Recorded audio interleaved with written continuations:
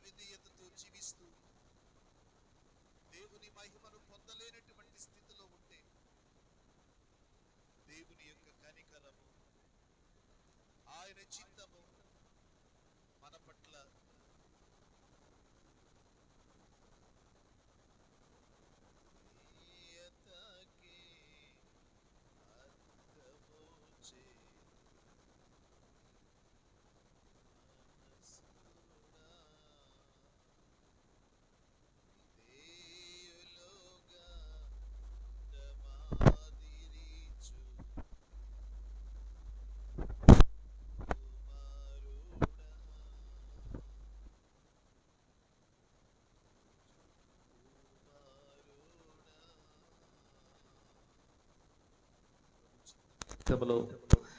దేవుడు మనల్ని నడిపించినట్లుగా ప్రభు తన యొక్క మాటతో దేవుడు మనలను బలపరిచి మనలో ప్రేరేపించబడిన వారెవరైనా ప్రార్థించటానికి ఎవరైనా ఒకరు ముందుకు రండి, ప్రార్థించండి.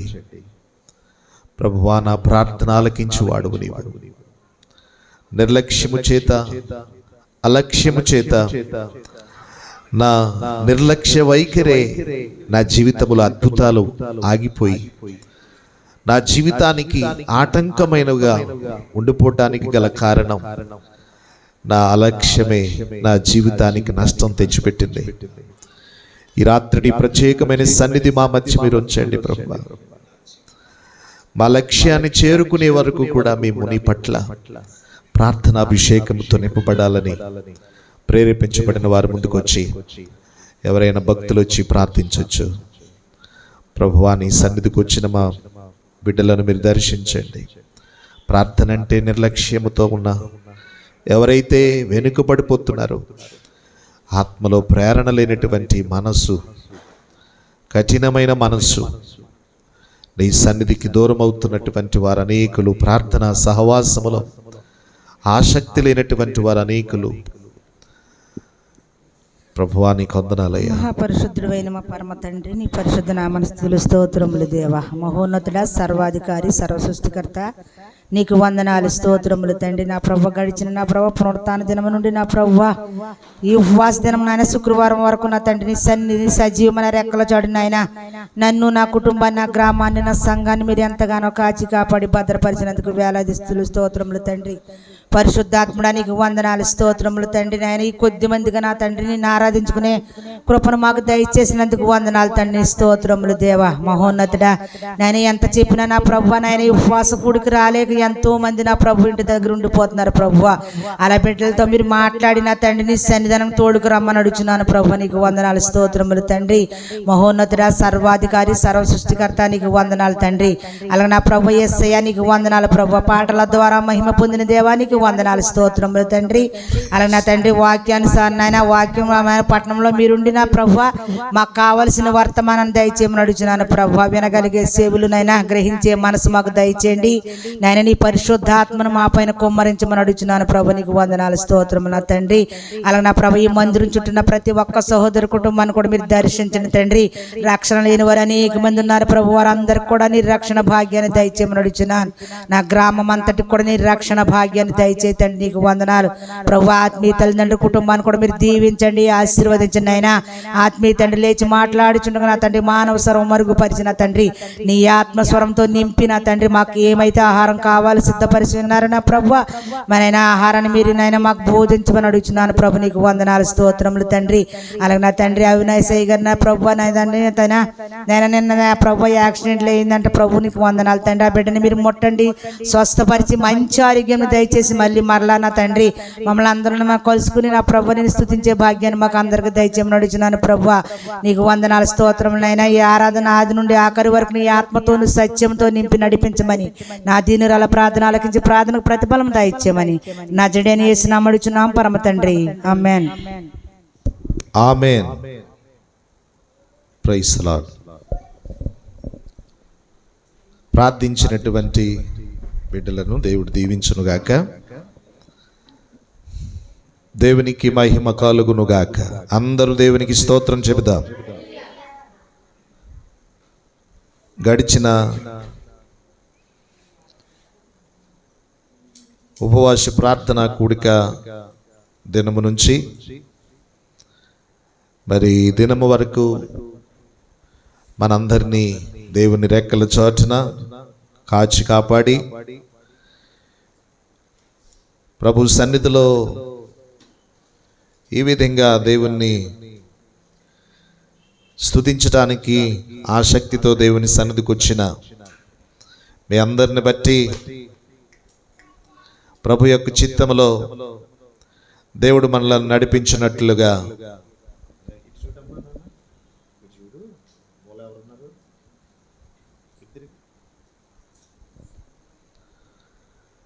ప్రభు యొక్క వాక్య భాగాన్ని మనం కొద్ది నిమిషాలు ధ్యానించుకుందాం. అనేకులు చాలామంది దేవుని సహవాసానికి ఎంత దగ్గరగా ఉంటున్నారో వారి జీవితంలో ఆయన దాచి ఉంచినటువంటి మేలులైన అద్భుతాలైన కార్యాలు అవి ఆయన చేయక మానడు. అద్భుతాలను చేసేవాడు ప్రభు. పరిశుద్ధ లేఖనములో నుంచి కీర్తనల గ్రంథము 51వ కీర్తన 17వ వచన భాగము నుంచి దేవుని మాటను మనము ధ్యానిద్దాం. విరిగిన మనసే దేవునికి ఇష్టమైన బలులు, దేవునికి ఇష్టమైన బలులు. దేవా విరిగి నలిగిన హృదయమును ఇరిగి నలిగిన హృదయమును నీవు అలక్ష్యము చేయవు. నీ కటాక్షము చొప్పున సియోనుకు మేలు చేయుము. యెరూషలేము యొక్క గోడలను కట్టించుము. అప్పుడు నీతియుక్తమైన దేవుడు తన యొక్క పరిశుద్ధ వాక్యమును మన వినికడలో ప్రభు దీవించి బలపరుచునుగాక. దేవుని యొక్క మహిమను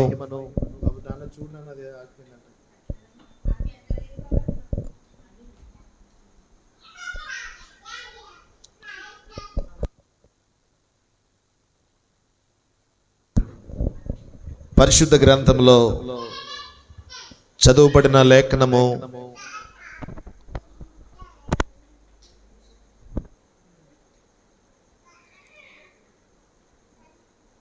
మరి చాలామంది కొంతమంది కొన్ని ప్రాంతాల నుంచి లైవ్లో చూసిన వాళ్ళు తర్వాత ఫోన్లు చేస్తున్నారు. అయ్యా ఈ దినం మా గురించి చెప్పారండి వాక్యం, నిజంగా మాతో చాలా సూటిగా మాట్లాడిందండి వాక్యం అని ఫోన్ చేసినప్పుడు మీ గురించి నేను ఎందుకు మాట్లాడతాను అంటే దేవుని యొక్క వాక్యము నాతో మాట్లాడినట్టే ఉంటుంది. ఎవరికి వాళ్ళని ఏమనుకోవాలి, ఆ నాతోనే దేవుని వాక్యం మాట్లాడుతుంది. చాలా ఆశీర్వాదకరంగా మేము చూస్తున్నామండి, సంతోషిస్తున్నామండి. దేవుని మాటలు ఆశీర్వాదకరంగా ఉన్నాయని సంతోషంగా ఫోన్లు చేస్తున్నారు చాలామంది. అందును బట్టి ఇప్పుడు చూసేవారు కావచ్చు, తర్వాత చూసి ఫోన్లు చేసేటటువంటి మీ అందరికీ కూడా నా ప్రత్యేకమైన మీకు దేవుని యొక్క శుభములు దీవెనలు కలుగునుగాక. కీర్తనల గ్రంథము 51వ కీర్తన 17వ వచనంలో మీరు చదివిన మాటలో ఒక అద్భుతమైన మాట అక్కడ మనకి సెలవిస్తుంది. దేవా విరిగి నలిగిన హృదయమును నీవు అలక్ష్యము చేయవు. మనము చదివిన వాక్యములో ఎందుకు ఈ మాట తన నోట నుంచి భక్తి కలిగిన విశ్వాసముతో జీవిస్తున్నటువంటి దావీదు నోట నుంచి ఈ మాట ఎందుకని ఈ విధంగా విరిగి నలిగిన హృదయమును నీవు ఆలక్ష్యము చేయవు అని ఒక ఆవేదనతో కూడిన మాటగా మనకు సెలవిస్తుంది. అంటే తన జీవితంలో చెయ్యరానటువంటి ఒక తప్పిదం చేశాడు. అది దేవునికి నీ మనుషులకు కూడా ఇష్టము లేనటువంటి హేయమైన కార్యం చేశాడు. అతడు చేసినటువంటి తన తప్పిదము వలన ప్రవక్త అయినటువంటి నాతాను తన దగ్గరకు వచ్చిన తర్వాత నాతాను చూచిన వెంటనే భయపడ్డాడు. ఎందుకు భయపడవలసిన పరిస్థితి ఏర్పడుతుంది ఎవరికైనా అంటే, ఏదైనా పొరపాటు చేస్తే, ఏదైనా తప్పిదం చేస్తే భయమేస్తుంది. ముఖాన్ని కూడా మనము చూటిగా మనము చూపించలేము, ముఖం పక్కకి తిప్పుకుంటుంటాం. తప్పిదము చేసినటువంటి పరిస్థితులు కలిగినప్పుడు ఎదుటి వ్యక్తులతో ముఖాముఖిగా మాట్లాడటం కూడా మనకి ఇబ్బంది ఏర్పడుతుంది. ఈ దావీదు బత్షెబాతో అతడు చేసినటువంటి చెడ్డ కార్యమును బట్టి ప్రవక్తతో ఆయన ప్రత్యక్షమైనప్పుడు, అంటే ప్రవక్త తార్షిలైనప్పుడు, ప్రవక్త దావీదు దగ్గరకు వచ్చినప్పుడు దావీదు తన తప్పిదములు, నేను తప్పు చేశానన్న విషయాన్ని తను తెలుసుకుని అంటాడు. ఈ కీర్తనా భాగం అంతా కూడా అదే వేదనతో ఒక కీర్తనగా పాడుకున్నాడు. ఆయన ప్రార్థన విజ్ఞాపనతోనూ ఒక కీర్తనగాను ఒక విషాదకరమైనటువంటి ఒక స్టోరీ తన జీవితానికి. అది ఆ పరిస్థితిని బట్టి అతడు అంటున్నాడు, విరిగి నలిగిన హృదయమును నీవు అలక్ష్యం చేయవు అన్నాడు. అంటే ఎందుకు తన జీవితం విరిగిపోయింది, నలిగిపోయిందంటే తన హృదయం అంత బాధతో ఉంది. చేయకూడదని, తప్పిదం ఏదైనా చేయకూడదన్న సంగతి తెలిసి తీరా చేసేసిన తర్వాత ఇదేంటి ఇలాగ పొరపాటు అయిపోయిందని బాధతో తనకు తానుగానే వేదన పడిపోతూ బాధపడుతూ అంటాడు. ఆ 1వ వచనం నుంచి చివరి వరకు మనం చూస్తే కొన్ని వచనాలు, మొట్టమొదట అంటాడు, అయ్యా నన్ను కరుణించవా. ఏమంటాడు? నిన్ను కరుణించవా. 2వ వాక్యములు అంటాడు, నా అతిక్రమములను తుడిచివేయవా. 3వ వాక్యములు అంటాడు, నన్ను కడిగివేయవా. 4వ వాక్యములు అంటాడు, నన్ను పవిత్రపరిచి నా పాపములు నాకు తెలిసే ఉన్నాయి గనుక చెడిపోయాను. 5వ మాటలు అంటాడు, నేను పాపములో పుట్టిన వాడును. 6వ వాక్యములు అంటాడు, నేను అపవిత్రుడను. 7వ వాక్యములు అంటాడు, మహిమ కంటే, అంటే హిమము కంటే తెల్లగా నన్ను నీవు కడుగు, స్థిర మనస్సు నాకు నూతనంగా పుట్టించు.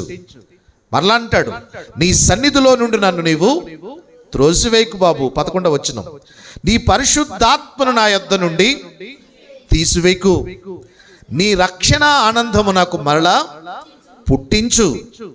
ఎందుకు ఇంతగా ఈయన ప్రాధేయపడుతూ అంటాడు, నీ రక్షణ ఆనందము నాకు పుట్టించు, నాలాగా ఎవ్వరు కూడా తప్పు చేయకుండా ఉండినట్లుగా అందరికీ బోధిస్తాను. అప్పుడు నీ నీతిని గూర్చి ఉత్సాహగానము చేస్తాను. ఇలాంటి తప్పిదం చేయకండ్రా అని అందరికీ బోధిస్తాను. నన్ను మాత్రం కడుగు బాబు, నన్ను శుద్ధీకరించు. ఎందుకంటే నేను ఇప్పుడు చేసినటువంటి తప్పిదమును బట్టి నేనేమయ్యానంటే విరిగిన నలిగిన హృదయముగా అంతగా నీకు దగ్గర అవ్వాలని నేను నా పాపములను కడుగు కొనటానికి నీ దగ్గర ప్రాధేయపడుతున్నానని వేదనతో ఈ మాటలు చెబుతూ దేవుని సన్నిధిలో ప్రాధేయపడుతున్నాడు. ఎందుకంటే అతడు చేసినటువంటి ఆ మాటల్లో ఒక మాట ఉంది. ఏమని? ఈ నలిగిన హృదయమును నీవు అలక్ష్యము చేయవు. ఈ మాట గురించి మనం విందాం ఈరోజు. అలక్ష్యము చేస్తే, ఇప్పుడు దావీదు అలక్ష్యము చేశాడు. ఏ విషయంలో? ఏదైతే చేయకూడదో అది దేవుడే చెయ్యకూడనటువంటి పనులు కొన్ని చేయకూడదయ్యా, మీరు ధర్మశాస్త్రమును, దైవ ధ్యానాన్ని, దేవుని యొక్క వాక్యాన్ని ధిక్కరించకూడదు. ఒకవేళ మీరు ధిక్కరిస్తే దేవుని మాటను మీరు ఏం చేసినట్టు? అలక్ష్యం చేసినట్లు. అలక్ష్యం చేసినటువంటి వారు ఎవరైనా కానీ లక్ష్యం చేరలేరు. అలక్ష్యం చేసిన వారు ఎవరైనా లక్ష్యము, ఒక దర్శనం, ఒక విజన్, మనం ఏదో ఒక గోల్ ఉంటుంది, మనము చేరవలసిన గమ్యం ఉంటుంది, మనం వెళ్ళవలసినటువంటి ఎక్కడికైతే ఏదైతే మనం అందుకోవాలనుకుంటున్నామో అది పొందుకొనటానికి ఈ అలక్ష్యం అన్నది మనలను గమ్యము చేరకుండా మనలను ఎక్కడ వారు అక్కడే మనలను అణిచివేస్తుంటది. ఈ అలక్ష్యం అన్నది ఎక్కడైతే ఎవరికైతే ఉంటుందో వారి జీవితం అంతా కూడా, వారి బ్రతుకంతా కూడా నలిగిపోయి, విరిగిపోయి, చిన్నాభిన్నమైపోయి, వారి జీవితంలో పొందుకోవాలనుకున్న వాటిని పొందుకోవాలనుకుని ఆశపడతారు, కానీ అక్కడ చేతుల దాకా అందుకుంటానికి వస్తుంది, కానీ అది దూరం అయిపోతుంటుంది. ఎందుకంటే దైవలేఖనం చెప్తుంది, అలక్ష్యము చేస్తే అలాంటి పరిస్థితులే ఏర్పడుతుంది. అలక్ష్యము చేసినటువంటి వాళ్ళు చాలా మంది జీవితంలో గమ్యం చేరలేక, ఎందుకో తెలియనటువంటి ఈ బాధ, వారి ప్రార్థన చేసిన, వారు విజ్ఞాపన చేసిన, ఏది చేసినా కానీ వారి జీవితానికి అది ఫలపరితముగా లేకపోవటం వలన వారి విచారముగా, విచారంగా కురిగిపోతూ లక్ష్యం చేరాలనుకున్నా కానీ వాళ్ళ జీవితంలో చేరలేని పరిస్థితిని బట్టి బాధపడతారు. అయితే ఇప్పుడు అలక్ష్యము చేసినటువంటి దావీదు దేవుని సన్నిధిలో అతడు చేసేటటువంటి ఆ ప్రాధేయపడే ఆ ప్రార్థనలు మనం ఇప్పటి వరకు కూడా విన్నాం కదా. నన్ను కరుణించువా, నీ రక్షణానందం నాకు పుట్టించువా, ఇలాంటి అన్నీ కూడా నాకు మళ్ళా నీవు పుట్టిస్తే నేను నిర్లక్ష్యం అన్నది నాలో లేకుండా, అలక్ష్యం అన్నది నాలో లేకుండా నీతో నేను ఎలా ఉండాలో అనుభవపూర్వకంగా అందరికీ చెప్తాను, నన్ను కొంచెం కరుణించమని దేవుని సన్నిధిలో ప్రాధేయపడతాడు. నిజంగా దేవుని సన్నిధిలో తను చేసినటువంటి అతిక్రమములను ఒప్పుకుని విడిచిపెట్టిన వాడిని ప్రభు ఏమంటున్నాడంటే వారు కనికరము పొందుతాడట. చేసిన అతిక్రమములను ఒప్పుకుని విడిచిపెడితే ఆ వ్యక్తి కనికరం పొందుతాడు. అందుకే నేను కనికరం పొందాలంటే ఆయన దగ్గర నేను ఉన్నది చెప్పాలి. నేను కనికరం పొందాలంటే ఆయన దగ్గర నేను దాచుకోకూడదు. నేను కనికరం పొందాలనుకుంటే ఆయన దగ్గర నేను ఒప్పుకోవాలి అనే ఆశ, ఆలోచనతో అతడు ప్రాధేయపడి, నలిగిపోయాను ప్రభువా, విరిగిపోయాను, అందుకని నా జీవితానికి నీవు మరి అలక్ష్యము చేయక నీ కటాక్షము నా మీద చూపించుమని ప్రభు సన్నిధిలో దావీదు నిజంగా ఒప్పుకుని ప్రభు ఎదుట ప్రార్థించటం చూస్తున్నాం మనం. ఇలాంటి పరిస్థితులు ఎందుకు వస్తాయంటే ఈ అలక్ష్యం చేసేటటువంటి వారిని బైబిల్ గ్రంథంలో కొన్ని విధాలుగా మనకు కొందరిని చూపిస్తూ ఉన్నాడు. ఎందుకంటే అలక్ష్యం చేస్తే ఏం జరుగుతుందో ఒక మాట మనం విందాం. ఇప్పుడు అలక్ష్యం చేసినటువంటి దావీదు జీవితం పతన స్థితికి చేరిపోయినట్టుగా వెళ్ళిపోయింది. ఇప్పుడు అలక్ష్యము చేసినటువంటి వారు ఈ చేస్తే ఏం జరుగుతుందో అలక్ష్యంగా చేస్తే మనకు కొన్ని విషయాలను మనము లేఖనాల్లో నుంచి మనం విందాం. మొదటి మాటగా అలక్ష్యము చేస్తే ఏం జరుగుతుందో 1వ మాటలో చూద్దాం. సంఖ్యాకాండం 16వ అధ్యాయం 30వ వచనం. సంఖ్యాకాండం 16వ అధ్యాయం 30వ వచనం. అలక్ష్యము చేసినటువంటి యెహోవా గొప్ప వింత పుట్టించుట వలన వారు ప్రాణములతో పాతాళములో కూలినట్లు భూమి తన నోరు తెరచి వారిని వారికి కలిగిన సమస్తమును మృంగివేసిన ఎడల వారు యెహోవాను అలక్ష్యము చేసితిరని మీకు తెలియును. ఎందుకు ఇంత ఘోరమైన సంగతి జరిగిందో ఆ సంగతి మీకు తెలుసంట. ఎవరు చేసినటువంటిది వాళ్ళకి తెలీదా? తెలీదా? నీ పక్కింటోళ్ళకి, నీ ఎదుటి వాళ్ళకి తెలియదు, కానీ మనము దేవుని విషయంలో ఏం చేసామన్నది మనకు తెలీదా? మనకు తెలుసు. ఇక్కడ దేవుని విషయంలో అలక్ష్యము చేసినటువంటి ప్రజలు ఉన్నారు. ఆ ప్రజలలో ముఖ్యులైనటువంటి వ్యక్తి కొరాహు. ఎవరు? కొరాహు. ఈ కొరాహు అనబడిన ఇతడు దేవుని పట్ల, దేవుని జనాంగం పట్ల, దేవుని సంఘం పట్ల, దేవుని కొరకు ప్రత్యేకింపబడినటువంటి దేవుని ప్రజానికం కొరకు అతడి అభిప్రాయాలు, అతడి ఆలోచనలు ఎలాగున్నాయంటే చాలా, దేవుడంటే చాలా ఎటకారంగా ఉంది. దేవుడంటే చాలా ఎటకారంగా ఉంది. దేవుడంటే చాలా అలక్ష్యంగా, అసలు లెక్కలేని తనంతో అతడు బ్రతుకుతున్నాడు. అలాంటి వ్యక్తులను చూచినప్పుడు భక్తులైన వారు ఏం చేస్తారంటే దేవుడు ఉన్నాడురా అంటారు తప్ప ఏమాత్రం కూడా వాళ్ళని ఒక్క మాట కూడా అనరు. ఎందుకనరు? పైనుంచి ఎవరు చూస్తున్నారు? దేవుడు చూస్తున్నాడు. మరి అలక్ష్యము చేస్తే ఏం జరుగుతుందో ఒక క్వశ్చన్ మనం వేసుకుందాం. ఇప్పుడు అలక్ష్యము చేసినటువంటి వారిలో ఇప్పుడు కొరాహు ఉన్నాడు. ఈ కొరాహుకి ఏం జరిగిందో మనం చూస్తే, ఒక మాట మనం చూస్తే అక్కడ అతడుకు కలిగినటువంటి సమస్తమునకును కూడా ఏంటది? భూమి నెర విడిచింది. యోబు గ్రంథం 24వ అధ్యాయంలో కనపడుతుంది. అక్కడ ఏమంటదంటే పాపము చేసినటువంటి వారిని పాతాళము పట్టుకుంటుందంట. ఏం పట్టుకుంటుంది? పాపము చేసినటువంటి వారిని పాతాళం పట్టుకుంటుందంట. ఈరోజు చాలా మంది జీవితాల్లో ఈ ప్రకృతి సహకరించలేదండి అనుకున్నది ఒకటి జరిగింది, ఒకటి అంటారు. ప్రకృతి సహకరించలేదండి, జరిగింది ఒకటి, ఊహించింది ఒకటి అంటారు. ఎందుచేత అని మనం ఆలోచిస్తే ఈ ప్రకృతిలో కూడా ఇదంతా కూడా ఏం చేస్తుంటుంది?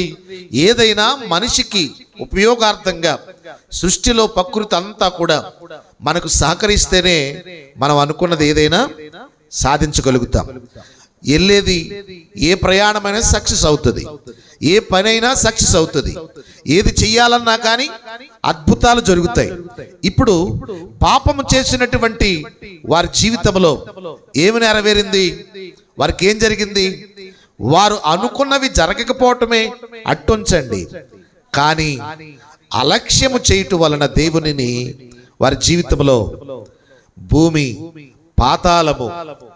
పాతాళము నోరు తెరిచి కనిపెట్టిందంట. ఎవరి కోసం చూస్తుంది? ఎవరి కోసం? కొన్ని సందర్భాల్లో మీరు ఈ దేంట్లో అంటే డిస్కవరీ ఛానల్ ఒకటి ఉంటుంది. ఈ డిస్కవరీ ఛానల్ కానీ ఇప్పుడు కొన్ని ఛానల్లో ఈ కొన్ని మృగాల గురించి, కొన్ని చేపలు, త్రిమింగలాలు, ఇలాగా పెద్ద పెద్ద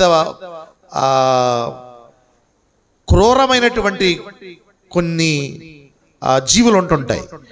వాటిని మనం చూసినప్పుడు వేటకు ఏది దొరుకుతాయని చెప్పి అవి ఏం చేస్తుంటాయంటే నోరు తెరిచి చూస్తూ ఉంటుంటాయి. ఏదైతే రెడీగా వస్తుందో వెంటనే అవి ఏం చేస్తుంటాయి? వెంటనే క్యాచ్ చేస్తుంటది. నోరు తెరుచుందన్న సంగతి అది తెలియని దానికి, అది తిరిగేదానికి, ఆ చేప కావచ్చు లేక చిన్న చిన్న జీవులు కావచ్చు, వాటికి తెలియదు. నోరు తెరచి ఉంటుంది అంతే. నోరు తెరచి ఉంచిన తర్వాత వెంటనే గుడుక్కుమని మింగేస్తుంటుంది. ఇప్పుడు మనం లైట్ దగ్గర చిన్న చిన్న పురుగులు ఉంటుంటాయి. ఆ చిన్న చిన్న పురుగులన్నీ కూడా దాని దగ్గరికి బల్లి వస్తుంటుంది కదా. బల్లి వచ్చి ఏమీ ఎరగని ఎల్లుల్లిపాయలాగా అలా చూస్తుంది. ఇది అస్సలు ఏం తెలియదు పాపం దానికి అనుకుంటాం మనం. ఏం తెలియనట్టుగా చూసేటప్పటికి పురుగులు ఏం చేస్తుంటాయి? అక్కడికే వచ్చి వాలుతుంటాయి. వాలిన వెంటనే ఇది నోరు తెరిచి వెంటనే ఏం చేస్తుంటుంది? పట్టను పట్టుకుంటుంది. ఇప్పుడు పాతాళము కూడా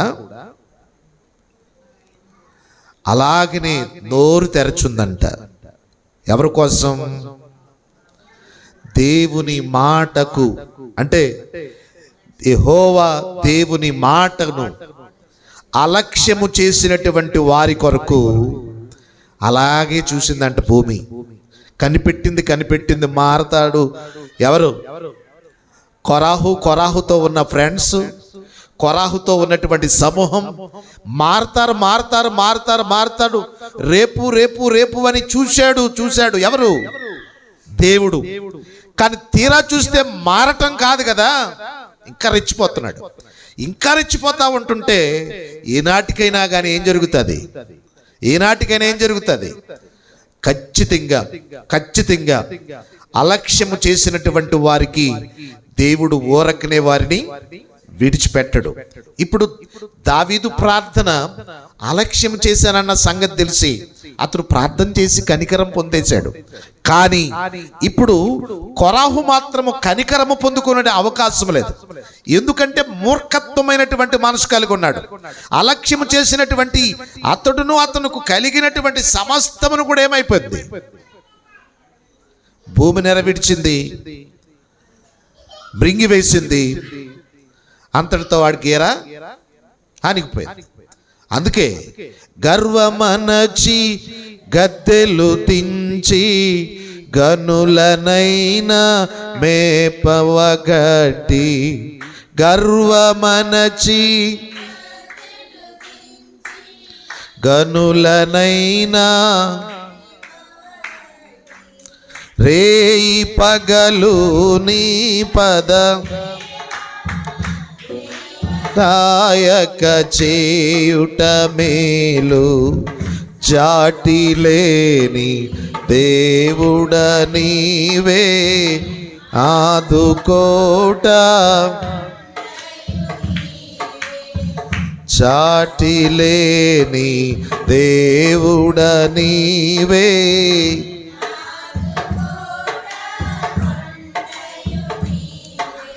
అలక్ష్యము చేసినటువంటి వారికి పాతాళము కనిపెట్టుకుని ఉంది. అలక్ష్యము చేసినటువంటి వారికి పాతాళము కనిపెట్టుకుని ఉంది. ఒకటో మాట. రెండవది దినవృత్తాంతముల గ్రంథం 29:6-7 వచనాల్లో ఈ విధంగా చూపిస్తూ ఉంటాడు. చూడండి, పరిశుద్ధ లేఖనములో అలక్ష్యము చేసినటువంటి వారి జీవితంలో పాతాళము కంగారు పడిపోయి చూసింది, కనిపెట్టింది. వెంటనే అవకాశం వచ్చింది. దేవుని ఉగ్రత అతని మీదకి. తక్షణమే తనకు కలిగినది ఏదీ మిగలలేదు, సమస్తమును నెరవిడిచి వెళ్ళిపోయింది. దేవుని పట్ల అలక్ష్యముగా ఉన్నటువంటి వారు ఎంత గొప్ప దేశమైనా, ఎంత గొప్ప ప్రజలైనప్పటికీ వెంటనే వారి జీవితం విచ్ఛిన్నమైపోద్ది. కారణం ఏంటంటే దేవుని పట్ల అలక్ష్యముగా ఉండకూడదు. 2వ దినవృత్తాంతములు ఎన్నిసార్లు చెమిటోడి దగ్గర శంఖం ఊగినట్టు మన పితరులు ద్రోహులై మన దేవుడైనటువంటి యెహోవా దృష్టికి చెడు నడతలు అంటున్నారా? మన పితరులు ఏమైపోయారట? మీ ముందు భక్తులు, మీరు చూచినటువంటి వారు, మన పితరులైనటువంటి వారు దేవుని దృష్టికి ద్రోహులై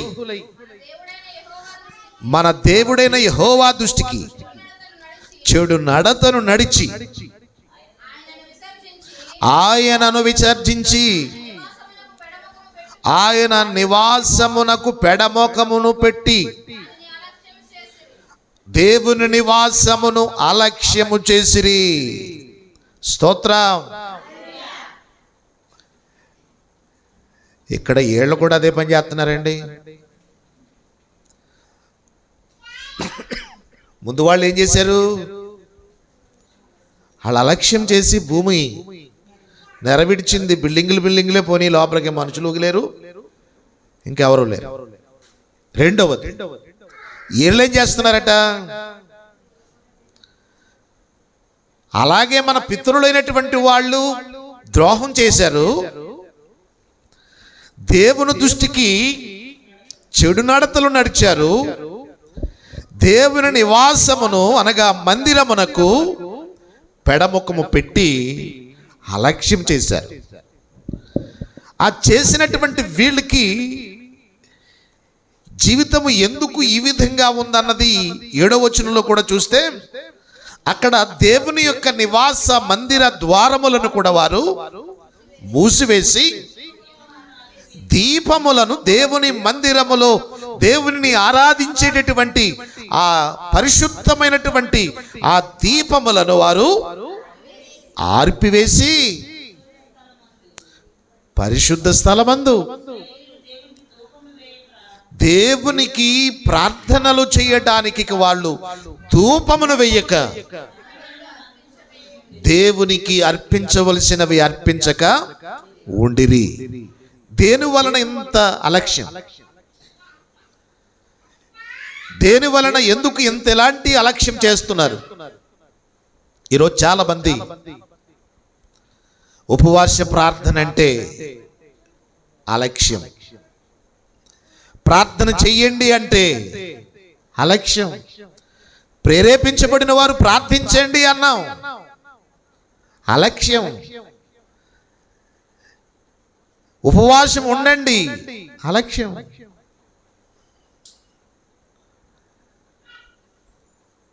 వేగవంతముగా దేవుని సముఖములో నిలవలేకపోతున్నారు.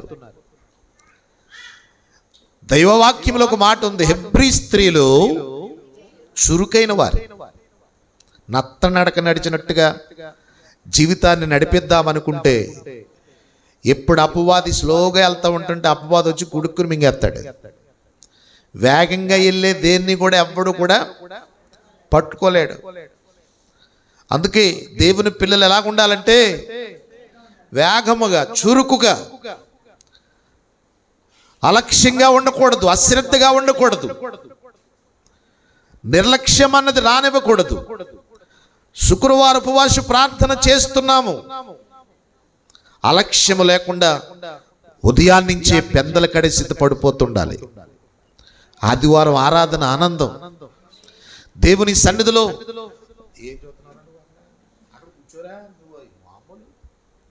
కూర్చో, పెద్ద కూర్చో ఏమంటావా? అది నువ్వు చేస్తున్నావు కదా.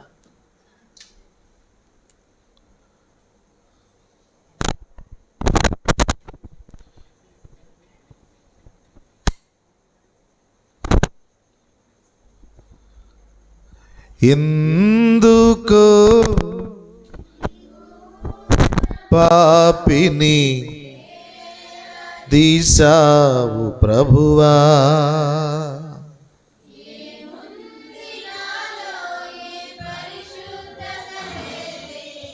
అయినా నన్ను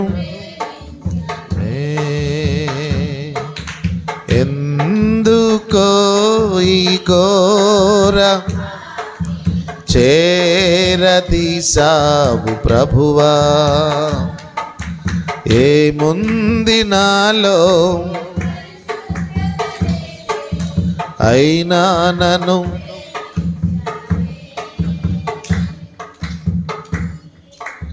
ప్రైజ్ ది లార్డ్, హల్లెలూయా. దేని విషయంలో అలక్ష్యం? లక్ష్యం చేరాలనుకునే వాళ్ళు ఎవ్వరూ కూడా అలక్ష్యంగా ఉండకూడదు. ప్రార్థన, ఆరాధన, దేవుని కొరకు ఆయన సన్నిధిలో ఏం చేయాలన్నా అలక్ష్యంగా ఉండకూడదు. ఇప్పుడు మనం చూసాం కదా, మన పితరులైనటువంటి వాళ్ళు అలాగే చేశారు. మీకులాగే అలక్ష్యం చేసి దేవుని దృష్టికి బాగానే ఉన్నామనుకున్నారు వాళ్ళు. వారు చెడు నడతలు నడుస్తున్నప్పటికీ నేను సరి చేసేసుకుని బాగానే ఉంటున్నాం అనుకున్నారు. దేవుని నివాసం అనబడిన మందిరము మీద వారు పెడముఖము పెట్టి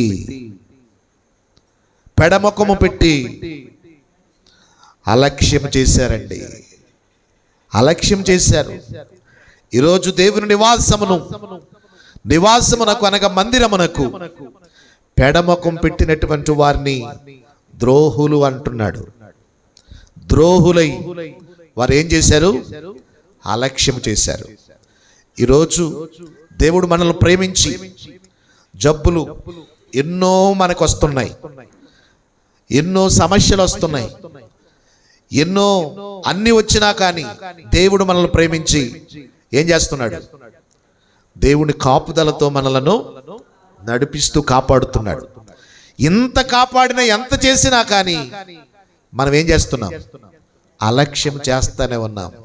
దేవుని పట్ల, దేవుని ముఖమును అంటే దేవుని నివాసం పట్ల ముఖం తిప్పుకుంటున్నాం. మనం దేవుని ముఖము, ఆయన దర్శనాన్ని చూడలేకపోతున్నాం. మనం ఎందుకు? అలక్ష్యము చేయటం వలన నీ లక్ష్యం ఏంటో, నువ్వు వెళ్ళవలసిన గమ్యాన్ని మరిచిపోయి మనం వెనక్కే వెళ్ళిపోతున్నాం. రెండో మాట ఏంటి? దేవుని నివాసమునకు పెడముఖము పెట్టి ద్రోహులై అలక్ష్యము చేసిరి. అందుకే ఆ అలక్ష్యము వలన వారి జీవితంలో చేసినటువంటి పొరపాట్లు ఒకటా రెండా మరలా దేవుని మందిరములో కూడా ఆ ధూపార్తిని, దేవుని యొక్క దీపమును ఆర్పేశారంట. వీళ్ళు ఎంత గనులో చూడండి. అందరూ కలిసి పోలేస్తారు కదని అందరినీ పిలిచారట, తల కొన్ని పట్టురండి అని. అందరిని పిలిస్తే అందరూ ఏమనుకున్నారట? అందరూ పాలే వేస్తారు కదా, నేనెందుకు నీలేకూడదు, పాలైతే చాలా రేటు కదా అనుకుని తెలివైన బుర్రలో కొంతమంది నీళ్ళట్టుకుని వచ్చారట. అందరూ కూడా అలాగ అనుకుని వచ్చారట. ఏమని? అందరూ పాలట్టుకునే వస్తున్నారు, అందరూ తెస్తున్నారు, మేమేం చేయాలి? అందరూ తెస్తున్నారు కదా పాలు, మేము నీళ్ళు అట్టుకుని వెళ్దాం. పాల్లో ఏం కలిసిపోతాయి? నీళ్ళు కలిసిపోతాయి కదా. 1 లీటర్ని 4 లీటర్లు చేసేచ్చు కదా అనుకున్న వాళ్ళు ఉంటారు కదా, అవునా? ఇంటికి వచ్చిన తర్వాత ఇదేంటి ఇలా పలచగా ఉన్నాయి ఏంటంటే, లేదు గేదె అలాగెత్తుంది అంటారు కొంతమంది. ఈ పాల్లో నీళ్ళు వేసేటటువంటి అలవాటు కలిగినటువంటి వాళ్ళు కొంతమంది. ఏమండి, రేపు పొద్దున్న ఏదో ఒక రోజు సమయం వస్తుంది, పాలు డబ్బులు పాలియే, నీళ్ళ డబ్బులు నీళ్ళయే, లాస్ట్కి నీకు మిగిలేది ఏంటో తెలుసా? పాలు డబ్బులే, 1 లీటర్ డబ్బులే మిగులుతాయి. ఉన్న 4 లీటర్ల నీళ్ళైపోతాయి. అందుకని ఈరోజు మన జీవితంలో కూడా అలాగే అనుకుని వీళ్ళంతా కూడా మందిరమునకు అందరు వెళ్తున్నారు కదా, నేను వెళ్ళకపోతే ఏముంది, ఆ దీపం వెలిగించకపోతే నాకేంటి, అందరు వెళ్తున్నారు కదా, అందరూ ప్రార్థన చేస్తున్నారు కదా, నేను చేయకపోతే పెద్ద ఏముంది, అందరూ పాటలు పాడుతున్నారు కదా, నేను పాడకపోతే పెద్ద ఏముంది, అందరూ ప్రార్థన చేస్తున్నారు కదా, నేను ప్రార్థన చేయకపోతే ఏముంది, వాళ్ళు చేస్తారులే, ఏళ్ళు చేస్తారులే, ఏళ్ళు అనుకున్నారనుకో, లాస్ట్కి ఏమవుతుంది తెలుసా? దేవుని మందిరంలో దీపం మారిపోవటం కాదు, మన దీపం మారిపోద్ది. ఏమారిపోద్ది? అరే, దీపమును వెలిగించమని ప్రభు నీకు అవకాశం ఇచ్చాడు మందిరంలో. అది ఏ దీపం? అది ఏ దీపం? అందుకే భక్తుడు చక్కగా పాడాడు, నా ఇంటి దీపం నీవే అని తెలిసి నా హృదయము నీ కొరకు, నా ఇంటి దీపం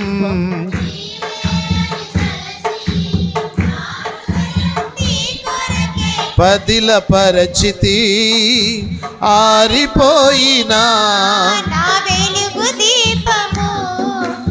ఆరిపోయినా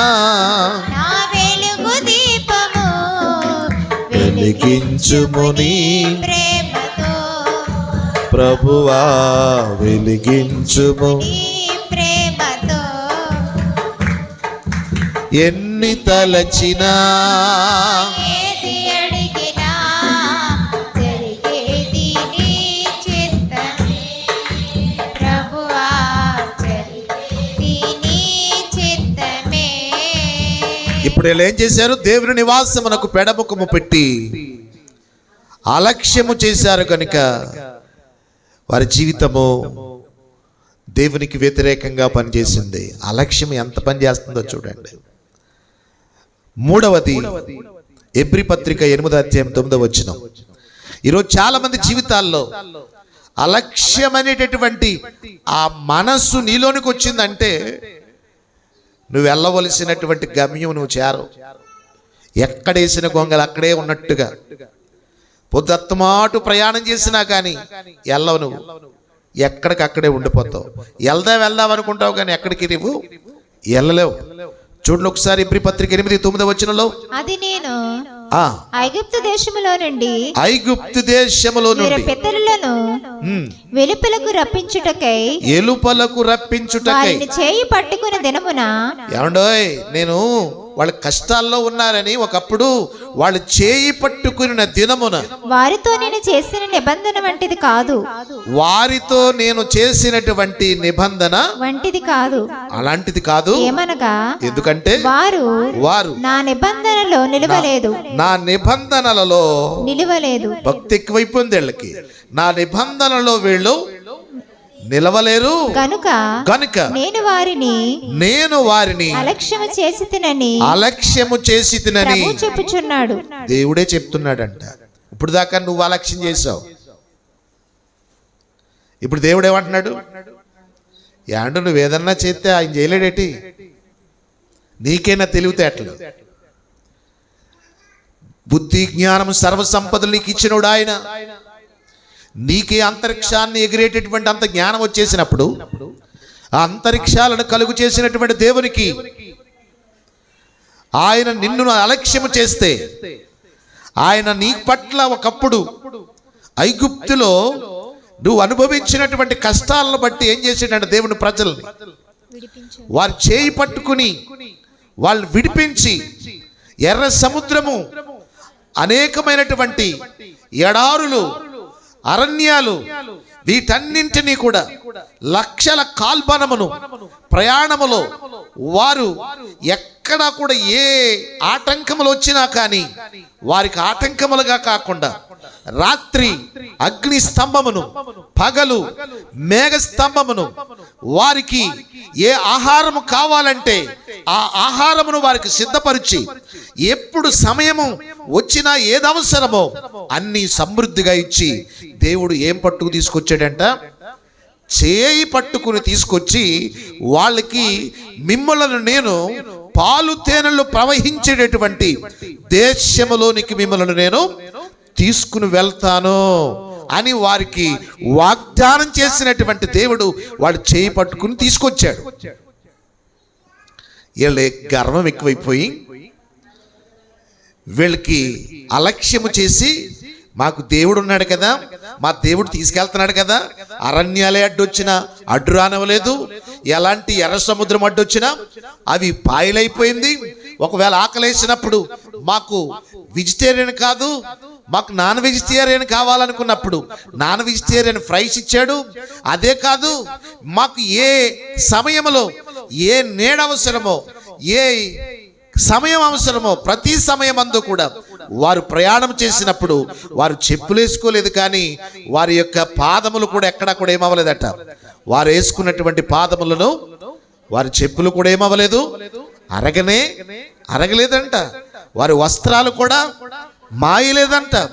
ఎంత సేఫ్గా తీసుకెళ్ళటానికి దేవుడు చేయి పట్టుకు తీసుకువెళ్తా ఉంటుంటే వీళ్ళు ఏం చేశారంట? దేవుడు చేసిన నిబంధన పాట ప్రకారంగా చక్కగానే తీసుకొచ్చాడు. మరి వీళ్ళేం చేయాలి? దేవుడు వారి పట్ల చేసిన నిబంధన ఓకే, దేవుడు అన్నట్టుగా తీసుకొస్తున్నాడు. మరి దేవుడు వీరికి చేసినటువంటి నిబంధన, వీరు పట్ల, దేవుని పట్ల వీరు ఏ నిబంధన కలిగి ఉన్నారు? అందుకని వీళ్ళు ఏం చేశారట? వీళ్ళు దేవుని నిబంధనలో వారు నడవలేదు గనుక నేను వారిని అలక్ష్యము చేస్తా ఉంటుంటే అక్కడి నుంచి స్టార్ట్ అయిందంటండి వాళ్ళ మీద కౌంటరు. ఏంటో తెలిసి ఎన్కౌంటరు? పిట్ల కింద రాలిపోతున్నారు వెళ్ళే కొలిదిని. వెళ్ళవలసిన వారు వెళ్ళే వరకు గమ్యం చేరలేకపోతున్నారు. వెళ్ళవలసినటువంటి ప్రయాణంలో ఎవరికి వాళ్ళు కొంతమంది చనిపోతున్నారు, కొంతమంది రోగాల బారిన పడిపోతున్నారు, హింసింపబడిపోతున్నారు, బాధలు భయపడిపోతున్నారు. యోర్దాను లాంటి నదులు, ఎరుకో లాంటి ప్రయాణములు, ఇలాంటి కొన్ని కఠినమైనటువంటి కొన్ని సమస్యలు వారి మీదకి దండెత్తి వస్తూ ఉంటుంటే వెళ్ళవలసిన వారందరూ వెళ్ళలేక, ఎందుకో తెలుసా? వారిలోనికి ఏమొచ్చింది?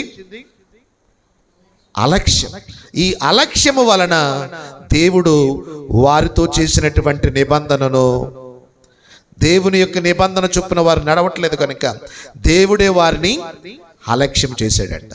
దేవుడే వారిని అలక్ష్యం చేసేటప్పటికి, ఏమండి, మనుషులు ఒకవేళ మనల్ని అలక్ష్యం చేస్తే మనం ఎలా కాకపోతే ఇంకో దారిని వెళ్ళిపోతాం. కానీ దేవుడే అలక్ష్యం చేసాడు అనుకోండి, ఎక్కడైనా తలదాచుకునే అవకాశం ఉంటుందా? ఎక్కడైనా కానీ ఏమైనా అవకాశం ఉంటుందా? ఒక రోజున చిన్న మాట చెప్తాను. నక్కకి, భూమికి నక్క బాకీ పడిందంట.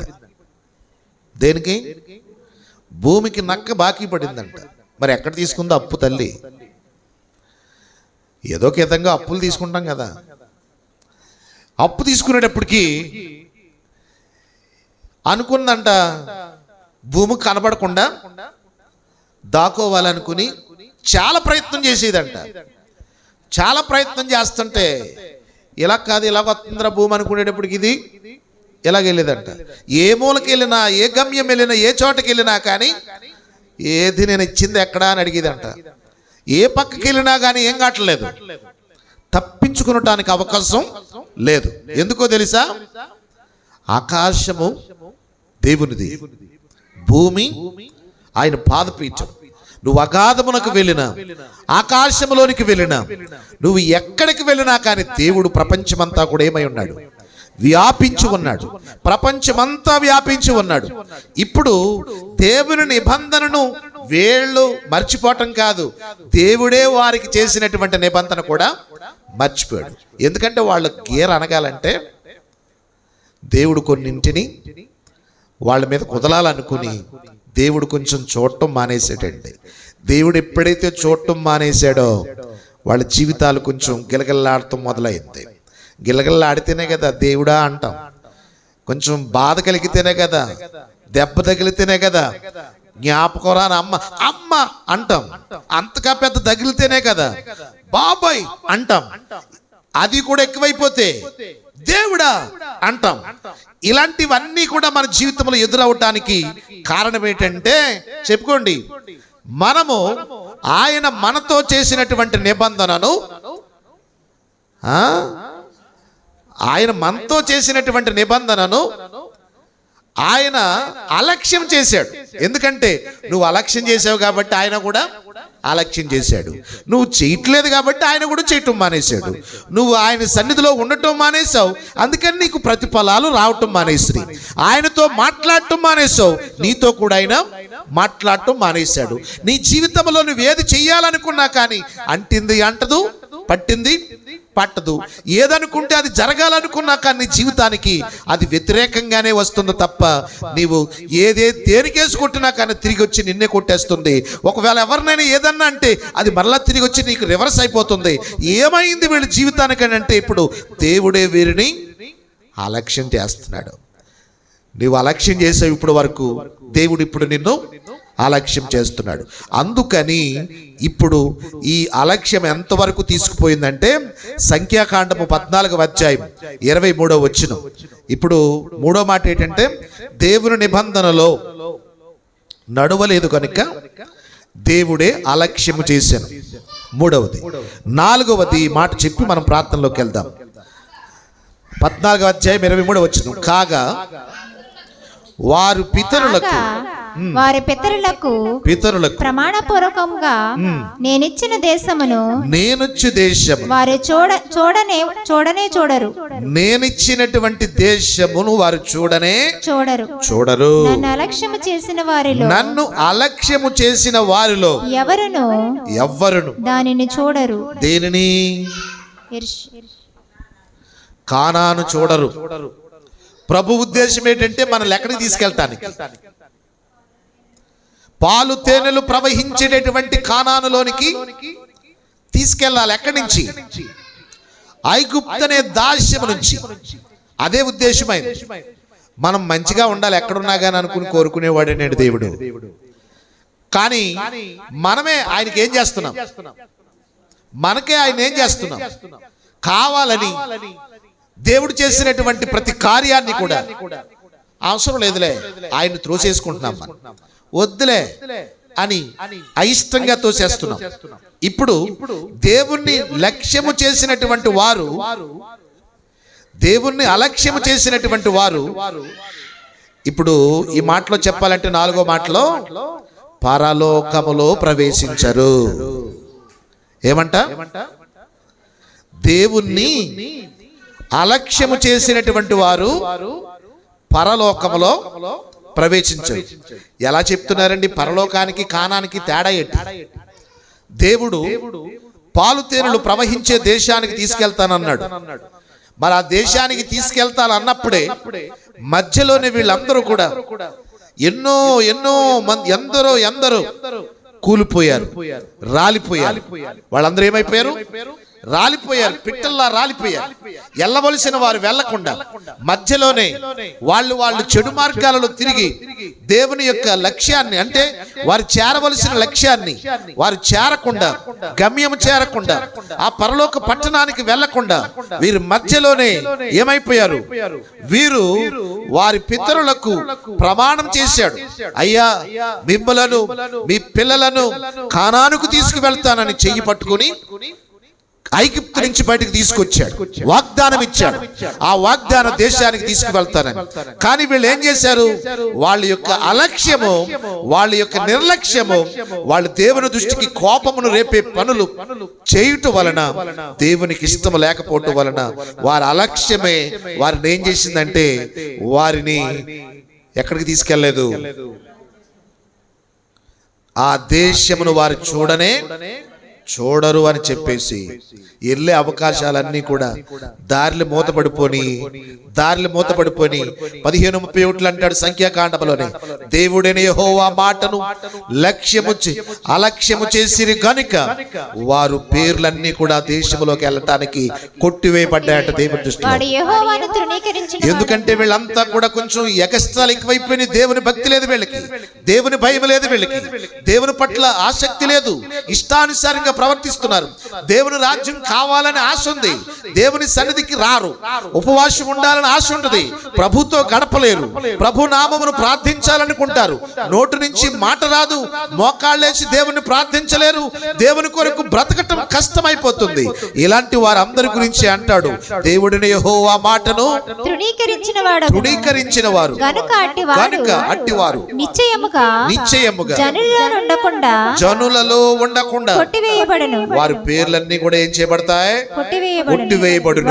ఇప్పుడు వాడు యెహోవా మాటను అలక్ష్యము చేసిన ఆయన ఆజ్ఞలను మీరినందున నిశ్చయముగా దేవుని మాటకు వ్యతిరేకించారు కనుక వారి పేర్లు ఇంక అందరి కూడా ఇన్ని 40 లక్షల కాల్బలము ఐగుప్తు నుంచి బయలుదేరింది. కానీ ఇప్పుడు ఆ కానానులోనికి ప్రవేశించడానికి, ఆ ప్రవేశించినటువంటి ఆ లక్ష్యము చేరటానికి, ఆ గమ్యం చేరటానికి దేవుని యొక్క చిత్తములో వారందరూ పేర్లు కూడా ఉండకుండా ఏమైనాయంట? వాళ్ళ పేర్లన్నీ కొట్టివేయబడ్డాయంట. వారి చేసినటువంటి తప్పిదమునకు వారే కారకులయ్యారు. దేవుని రాజ్యానికి వెళ్ళటానికి అవకాశం లేకుండా పోయారు. కానీ ఇన్ని లక్షల మంది బయలుదేరి లాస్ట్ వరకు గమ్యం చేరినటువంటి వారు మాత్రం సంఖ్యాకాండం 14:28 కనబడుతుంది, చదవక్కర్లేదు. మనందరి జీవితంలో యెహోషువ, కాలేబు వీరిద్దరు మాత్రమే ఎక్కడికి వెళ్ళటానికి అవకాశం ఇచ్చాడు దేవుడు. కానానుకు వెళ్ళటానికి అవకాశమును దేవుడు వీరికే ఇచ్చాడంట. చప్పట్లు కొడుతూ ప్రభువుకి స్తోత్రం చెబుదాం.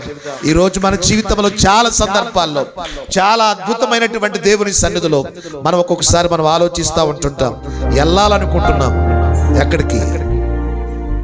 దేవుని రాజ్యం, ప్రభుతో ఉండాలని ఆశ ఉంది. ఇన్ని లక్షల మంది బయలుదేరారు కానానుకి వెళ్ళటానికి, కానీ లక్ష్యం చేరలేకపోయారు. కారణం ఏంటో తెలుసా? వారి నిర్లక్ష్యమే. ఆ నిర్లక్ష్యము వలన వారు కానాలో ప్రవేశించడానికి వారి పేర్లన్నీ కొట్టివేయబడ్డాయి. 2 పేర్లు మాత్రమే నమ్మకముగా ప్రయాణం చేశారు వీడు దేవుని మాటకి. వారిద్దరే యెహోషువ, కాలేబు. వీళ్ళిద్దరూ మాత్రమే కానానులోనికి ప్రవేశించగలిగిన అవకాశం దేవుడిచ్చాడు. కానానులోనికి ప్రవేశించారు. ఈ యాత్రలో, మానవ జీవితంలో ఎందుకో ఎన్నో మనకు అడ్డొస్తూ ఉంటాయి ప్రయాణములో. ఈ జీవిత ప్రయాణములు అడ్డొచ్చిన వాటి చోట ఆగిపోకూడదు మనం.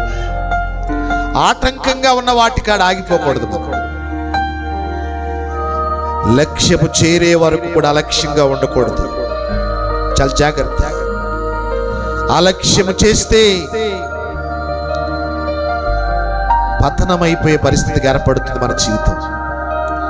అలక్ష్యముగా ఉంటే మనం దేవుని పట్ల, ఆయన మనతో చేసిన నిబంధన మర్చిపోతాడు. ఆయన నిబంధనను కూడా ఆయన కూడా అలక్ష్యం చేస్తాడు. నీతో చేసిన నిబంధన ఆయన కూడా నీకు మాటిచ్చాడు, నిన్ను ఉన్నతముగా ఆశీర్వదిస్తానని.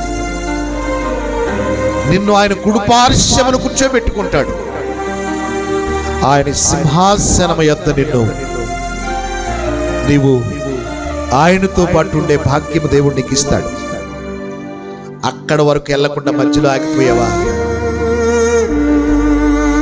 కడ వరకు పాలు తేనెలు ప్రవహించే దేశానికి వెళ్లకుండా మధ్యలోనే ఆగిపోయిన దేవుని ప్రజలు, వారు పతనమైపోయారు, విచ్ఛిన్నమైపోయారు. వారి పేర్లన్నీ కూడా కొట్టివేయబడ్డాయి. నీ పేరు, నా పేరు యెహోషువ, కాలేబులు వలె మన పేర్లు కూడా ఆయన జీవ గ్రంథములో రాయబడాలి.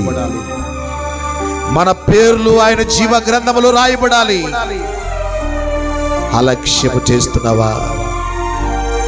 అలక్ష్యము ఎంత ప్రమాదమో నీకు అర్థం కాలేదు.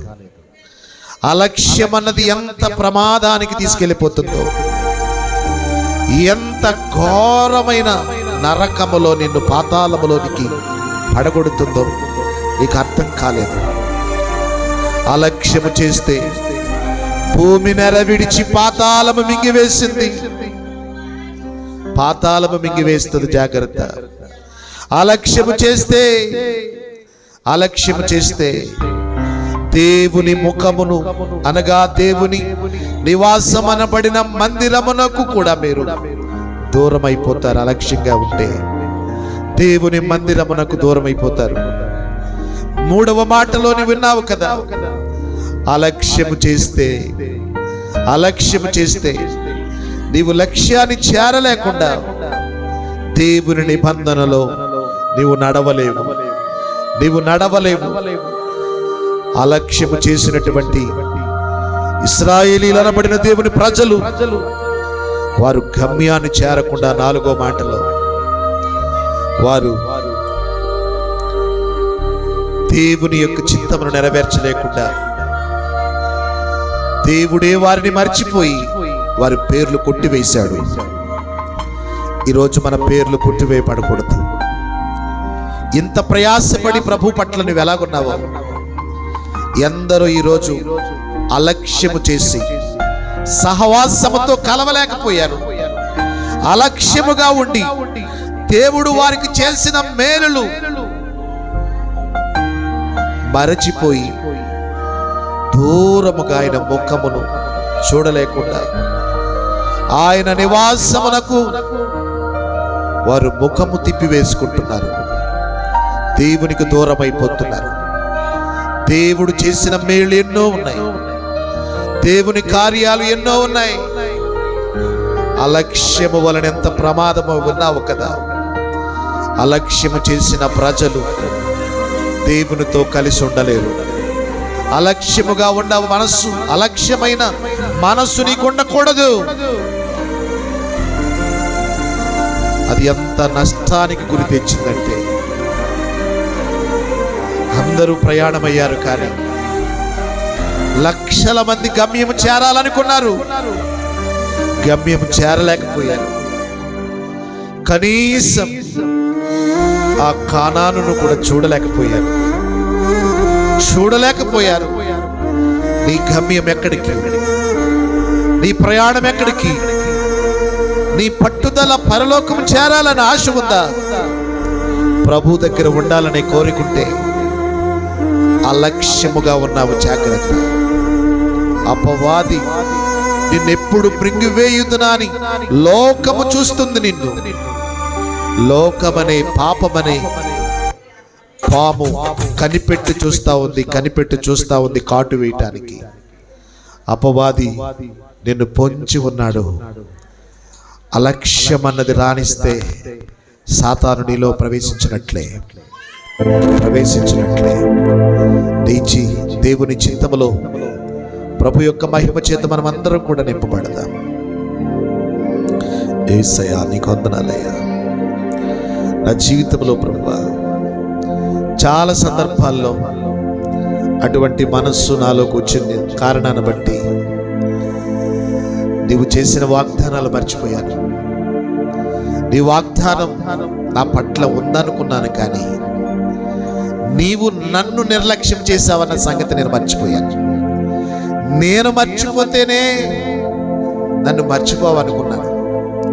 తీరా చూస్తే నన్ను నీవు నిర్లక్ష్యం చేశావు, నన్ను అలక్ష్యం చేసేసావు, నన్ను చూడటం మానేశావు, నాతో మాట్లాడటం మానేవేశావు, నన్ను దర్శించటం మానేవేశావు, నా ప్రార్థన ఆలకించకుండా నా మాట తోసివేశావు, నాకు విముఖుడు అయిపోయావు. అయ్యా, నాలో మొదటి ఉన్నటువంటి రక్షణానందము నాకు మరలా పుట్టించవయ్యా. మొదటి ఉన్నటువంటి ఆ గొప్ప ప్రార్థనాభిషేకము నాలో మండించవయ్యా. మొదట ఉన్నటువంటి ఆ ప్రార్థనా శక్తిని, ఆ దీపమును నాకు వెలిగించవయ్యా.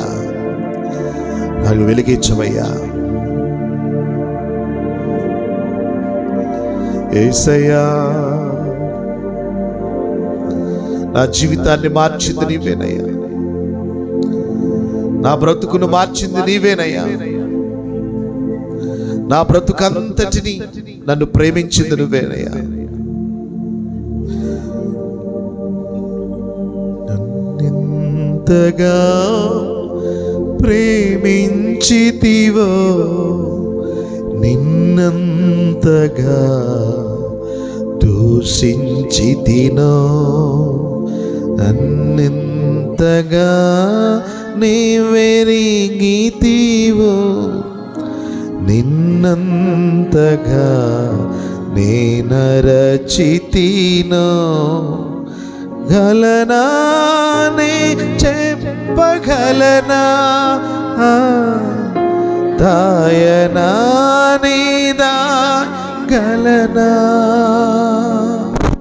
గలనా నే చెప్పగలనా, దాయనా నీదా గలనా. అయ్యా నా యేసయ్యా, నాదం తాళం ఎదలో నీవే, నీ ప్రేమ స్వరము రాగం తాళం ఎదలో నీవే, నీ ప్రేమ స్వరము. నన్నెంతగా ప్రేమించితివో నిన్నంతగా నిన్నంతగా నేనెరిగితినో, నిన్నంతగా రచితినో. అందరూ దేవుని సన్నిధిలో దేవుడు నిన్ను ప్రేమించాడు. ఆయన ప్రేమ ఎంత అత్యున్నతమైనదో, నీ అలక్ష్యము ఎంత ప్రమాదానికి గురి చేస్తుంది, ఎంత నష్టానికి గురి చేసిందో తెలుసా? ఎక్కడ ఎప్పుడు అలక్ష్యంగా ఉండకు, సన్నిధి పట్ల అలక్ష్యంగా ఉండకు, ప్రార్థన పట్ల అలక్ష్యంగా ఉండకు, ఆయన నీతో చేసిన నిబంధన పట్ల అలక్ష్యముగా ఉండకు, ఆయన నీతో చెప్పిన మాట పట్ల అలక్ష్యంగా ఉండకు, నీ కుటుంబ రక్షణ విషయంలో అలక్ష్యంగా ఉండకు, దేవుడు నీకు ఇచ్చినటువంటి ఆరోగ్యం విషయంలో అలక్ష్యంగా ఉండకు. శ్రద్ధతో ప్రభు కొరకు బ్రతకటానికి, ప్రభుకి ఇష్టమైన పాత్రలుగా వాడబడదాం. ప్రార్థన చేద్దాం. ఎవరైతే బలహీనంగా ఉన్నారో వారందరి నిమిత్తము ఒక్కసారి చిన్న ప్రార్థన చేద్దాం. ప్రభు, వారు రోగులైన వారిని మీరు ముట్టండి, వారిని మీరు స్వస్థపరచుదురుగాక. ఇక్కడ ఎవరైతే బలహీనంగా వచ్చారో వారందరి పట్ల నీ కృప దయచేయండి నాయనా, కృప దయచేయండి. మా దేశమును మీరు దీవించండి, మా రాష్ట్రమును దీవించండి, ప్రజలనందరినీ దీవించండి. సంఘములో బలహీనులైన వారు ఉన్నారయ్యా, గృహాలు లేని వారు ఉన్నారయ్యా, ఆరోగ్యం లేని వారు ఉన్నారయ్యా, సమస్యలతో ఉన్నవారు ఉన్నారయ్యా, బలహీనులై లేవలేని స్థితిలో ఉన్నారయ్యా. నీ బిడ్డలైన వారికి విడుదల కలుగునుగాక. అద్భుతాలు దయచేయండి, ఆశ్చర్యమైన కార్యాలు దయచేయండి. నీవు మా పట్ల నువ్వు చేసిన అద్భుతాలు, నీవు మా పట్ల నువ్వు చేసిన నిబంధనను నువ్వు మర్చిపోయావైతే, నువ్వు మర్చిపోతే మేమేమైపోతామయ్యా? మా గమ్యము, మా స్థితి, మా పరిస్థితి ఏమైపోతుందో మేము తెలియక మేము అలక్ష్యం చేస్తున్నాం. వాగ్దానం పట్ల, నీ సన్నిధి పట్ల మా ముఖమును త్రిప్పివేసుకుంటున్నామయ్యా. నీ శ్వాస మేము అవకాశం లేకపోయాం, నీతో గడిపే అవకాశం లేకపోయాం. ప్రార్థన చేద్దాం, ప్రార్థించండి. మీలో ఎవరైనా ప్రభు చిత్తములో దేవుడు మిమ్మల్ని నడిపించి, దేవుని కృప చేత దేవుడు మిమ్మల్ని దర్శించాలని ఆశపడితే ప్రార్థన చేద్దాం. ప్రార్థించండి. ఒకరిద్దరు ప్రార్థన చేయండి, చిన్న చిన్న ప్రార్థన ప్రభు యొక్క చిత్తములో ప్రార్థించండి.